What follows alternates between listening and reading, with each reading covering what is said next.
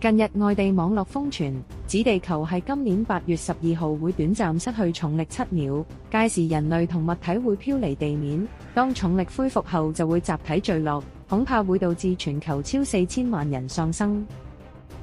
呢個消息聲稱嚟自 NASA 外泄嘅機密文件，令謠言愈演愈烈。最早起於社交平台，其後衍生多個版本。傳聞話 NASA 有份名為苗計劃嘅文件外泄，列明格林威治時間8月12號下午2時33分，地球會失去重力，仲話美國政府投咗890億美元應對，仲秘密建地下室避難。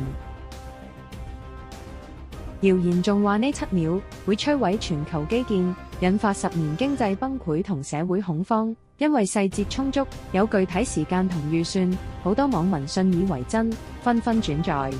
對此 NASA 正式澄清，話2024年12月前，內部同公開資料庫根本冇苗計劃嘅記錄。